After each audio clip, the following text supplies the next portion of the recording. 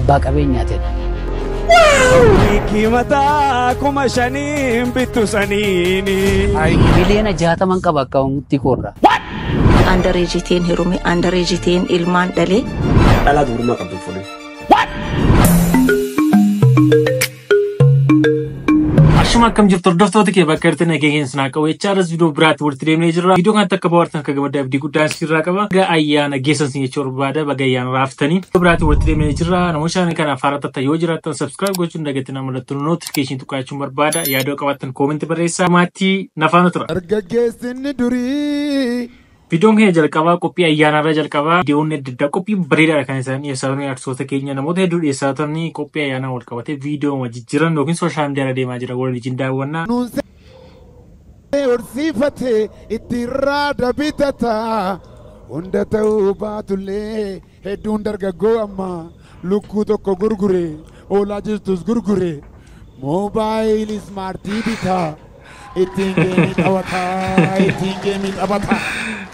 Dhaloota hojii tuffatee duroomuu qofa fedhu dhaloota yoo argatees mana dhugaatii oolu dhaloon jige ol hin qabne dhaloota mana puulii dhaloota mana caatii oolmaansaa giroosarii taane waaqnu baraarii taane waaqnu baraarii taane waaqnu bargaarii. Ammaaf dargaggoota durii walitti hin dhufanii.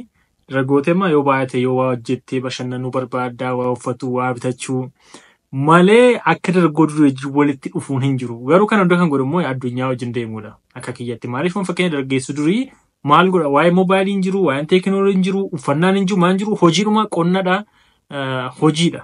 Yookiin horii bitteen daaqoo irraa ulaatti darboo irraa sangaatti kanadha. Garuu baraa hojiin deemama dargaggoota ammaas komachuun gaarii miti. Ilma abbaa lolu saniini. Ayee lolu saniini. Ayee maaf daldaltee yookiin qottee ofii biyyaan taatu jedhiini. ayee jedhiini. Ilmi sabaan ilmi abbaan abaaramu. Yoomuu naman ta'u jedhiini. Ayee akka jettuun intalaadha loltu saniini. Ayee loltu lalniini. Ayee wiikii mataa kuma shaniin bittu saniini. ayee bittu saniini. ayee intalaadha wal qoccoltuu bultii dhaabde haadhalmaaniin taatu jedhiini. Jedhiini. Taatu jedhiini.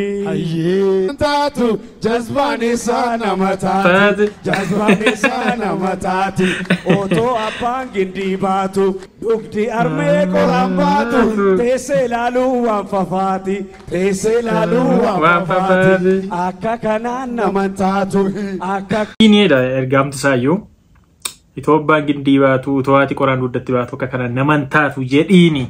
Warra itu abbaa faatee akkas gochaa jiranii hojii akkasii hojjetanii wiigii 30 bittanii yookiin 5,000 bittanii jechaa jira sirra. Isaaniif ergaa guddaadha kun qophii ayyaana OBN irratti darbeedha. Buzeef takkeedha. Durii buzeef takkee kun isteejii irratti kanaan beekamu. Sirba tokko yeedaloo sana fuudhanii walaloo biraatti gatamanii ergaa ayyaana sana wajjin wal fakkaatu irratti biyya deema hundumaatti ergaa akkasii dabarsaa turanii. Badanii turan amma akka durii miti maybe ayyaanatu dhibee ta'u yookiin qophii irratti waan wanta dhibee ta'u akka durii miti garuu amma deebi'aa jiru. Oromoodhaaf hojjedhan jiru. Ani nama wanta nan Oromoodhaaf hojjedhan jiru. Ani ilmoo hiyyeessaati. Haadhaaf abbaa malee guddadhee haatiif abbaan koo galamatti narraa du'anii har'a naasee kana miidiyaa kanarratti jechuudha. Akka alagaan jedhu abbaa qabeenyaati abbaa kanaati akka jedhan. Dhugaadha abbaa qabeenyaati fayyaa nan qaba dargaggeessa abbaa qabeenyaati. Qabeenyi ija koo caalee hin jiru qabeenyi qaama koo guutuu kana caalee hin jiru abbaa qabeenyaatiin. Oromoof immoo dhugaadha yaan abbaa qabeenyaati. Maaliif an abbaa qabeenyaati saba guddaa kanarraan dhaladhee miliyoona 60 qaba akkaawuntii koorraa. Miliyoona 60 jechuun saba Oromoo miliyoona 60tu na duuba jira jechuudha. Yoo Oromoon qarshii 2 naa buuse immoo miliyoona 120 qabaa jechuudha. Kanaaf abbaa qabeenyaati. Saba guddaan na duuba jira waan ta'eef. Ormi gaafa haasa'u abbaa qabeenyaati. Ormi gaafa haasa'u diina namaati jedhan diina Oromootiif ani ammas borus diinaan. Diina Oromootiif borus diinaan. Nama Oromoo jibbu, nama aadaa Oromoo jibbu, nama safuu Oromoo jibbu, nama hooda Oromoo jibbuuf ani diina borus. Maaliif irraan dhaladhe waan ta'eef waan sana eeguun dirqama koo waan ta'eef saba kana tiksuun koo dirqama koo waan ta'eef agar lubbuun jirutti jechuudha. Namni saba kana qabu abbaa qabeenyaa caalu jaalala uummataati uummata qabaachuudha uummati nama jaallachuudha. Galaana Gaaromsaa bar tokko beetiin ati fakkaatan terbuu irratti akkas jedhee turanis ati miliyoonatti sooressa namni sooressa maaliif bakka namni uummata saba bal'aa Oromoof dudduubaa qabu sooressa jedhama jedhee deebii akkasii Galaana Gaaromsaa deebisee ture kanaan dura. Saniif arsooti keenya ija uummataa taatan yookiin uummati hedduu akka qaroo ija isaaniitis hin jaallatu sooressa seenii yoo iyyuu waan hin dhabdu garuu irra guddeessa immoo jaalala uummataatu horii caalasa jedhuuf malee waan hin dhabamu. Godheef qopheessee ittumaa garagaru yaa rabbii kiyyani garuu waan kana nafsee qabishiin nan ittiin yoo waan kun naan galle garuu qopheessee ittumaa garagaru yaa rabbii kiyyani garuu waan kana wanti kun horiidha yookiin saawwadha akkuma asirratti argitanii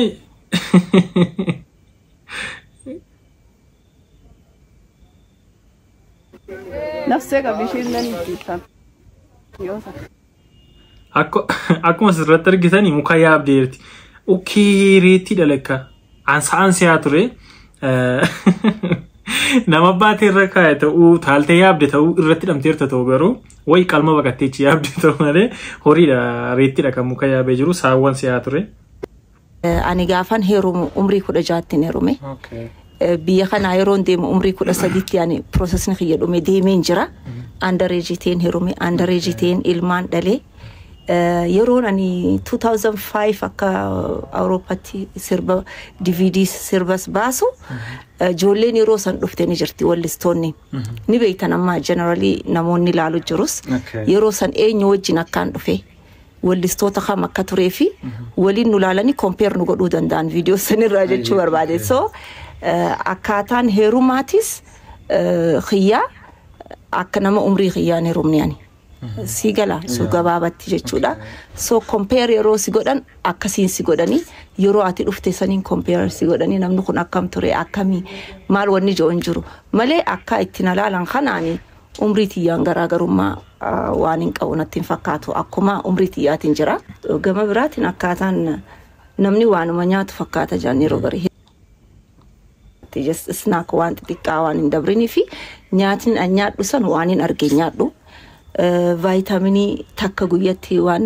dubartiinis dhiiraafis kakannamu fudhatu qabantu jira waan nyaatarraa argachuu dadhabde essential waan ta'an vegetable rice ta'u waan argatu qabdu kan arganne nyaatarraa achirraa ka argattu jira sun si gargaara baay'ee qaama keetiif fayyaa keetiif sun murteessaadha akkaataan hirriba sa'aan itti raftu wanti ati gootu exercise barbaachisaadha ana exercise as dhufeetiin dhiise malee achitti yeroo dheeraan mana barumsaa keessaan ture university keessatti tuition fee kee wajjin jimii jira ka waliin science ta'u so yoo xiqqaate guyyatti maali torbaanitti hoggu sadii ani exercising godha jiman jaaladha sirbinuu hojiin waltajjii wanni akkasiitu qaama fayyaadha san caalaa sammaa sanii qiinoo ni dhufti rakkoon yoo dhufte yeroo irratti gubu irra dabree maaltutti aananja dabare waan jiru irratti ifin rakkisu so qalbiitii akkaataan itti eeggadhuun hin beeka yeroo maraani waan akkasiiti kana fakkaatu depression hin qabu cinqii hin qabdu exercise gootaa nyaata keenya filataa hirriba kee just if eeda kanumaan baana deebisaa mootii saaliyaan akkamitti ammoonaa ijoollee fakkaatti ijoollee gurguddoo ijoollee yuunivarsiitii baratanii ba'anii ijoollee akkasii qabdi ettanii fi waan singootu nyaata filatti ispoortii hojjetti cinqiin qabdu of eeddee akkasiin kan ekkeesiin waxaati fakkaattee umurii amma kana jiraataa jirtu jechuudha. Sababii namoota barumsa argachuu barbaadde irraa barachuunis keessumatti ijoolleen durbaa keenya daftanii dulloomaa jirtanii. Gedi. Jaalallee gedhaashee. Warra jaalallee gaggabaaboo qabaniif maal dhabu? Jaalallee gaggabaaboo warra qabaniif moo? Rakkoon qabu garuu maal seete jaalallee gaggabaaboo warri qabanii rakkoonsaa? Fakkeenya akkasitti hin adda walii wajjinii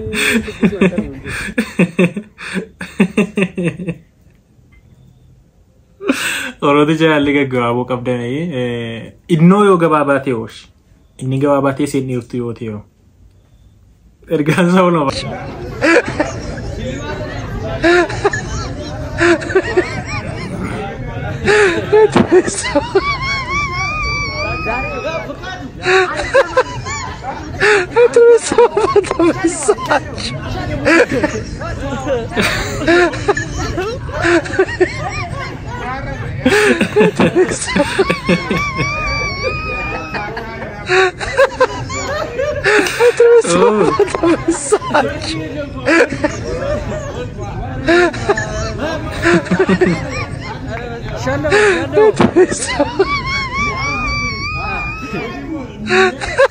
Wayu.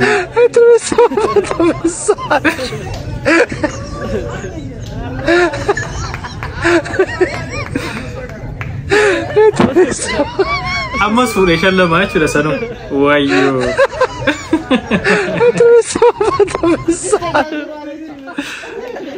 Jegna. Ara shallamo bannat. Gashami. Gashamara. Gashami masjid. Shallamo. Yes. Whoa.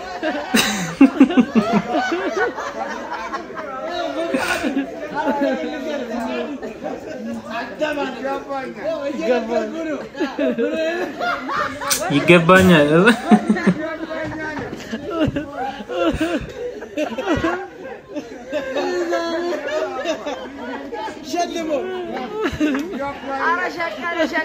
Uga baay'ee dabbara. Dhala sadeen tanam fuudhina Mamadou. Eesh. Dhala tokkoffaa dhala durummaa qabdan fuudhina. Maaliif yoonaan jette? Ciqici isaati dami afu maal sin jette beekta? An kabajaati yaani sitti dhufe an barmaarree miti an kabajaati yammaarree. Lammaffaa. Kana mataaf nyaatti beekam. Lammaffaa dhala diimtuu fittiin fuudhina. Ciqici mataas nyaatte gati fuutee booda. Egaati na fuutee booda nan gurraachoome natti hin tolle fatiyya na nyaatte karara maarree. Qabsi goote. Sadaffaa dhalaa mataa haalaan qabdu rifeensa dheeraa ifittiin fuudhina. Tunis egaati fuutee si nyaatti. Jireenyi gaa akka dursuwwa jiraaree jireenyi qayyarama. Hogo mataan kun irraa yaa'ee xiqqasha dhume. Egaa ati na fuute faanaatti tolle mataa kiyya nyaatti fitte rifeensi narra hin jiru maarree na goote. Kana sadeen irraa fagaadhu. Jireenya nagaa jiraachuu barbaadde. Amma kana sadan abdeennan eewu fuudhe durbaa miti jechuudha akkas taanaan. Tokkoffaa akka rifeensa hin qabne, lammaffaa akka durbaa hin qabne, lammaffaa nama deemtu bifa bareedduun fuudhinetti. Horii fuunaalee jiran kana sadan abdeennan immoo maal fuudhure? Hordoftoota kee viidiyoo isiniif kaadhe kana fakkaata akkatti bohaartaa viidiyoo guddaan sirra qaba. Baga ayyaana raaftan sin jechuu barbaada. Namoonni gammaatu subscribe godhina daawwachaa jirtan subscribe godhaachuun barbaada. Yaadoo qabaattan koomentii barreessaa.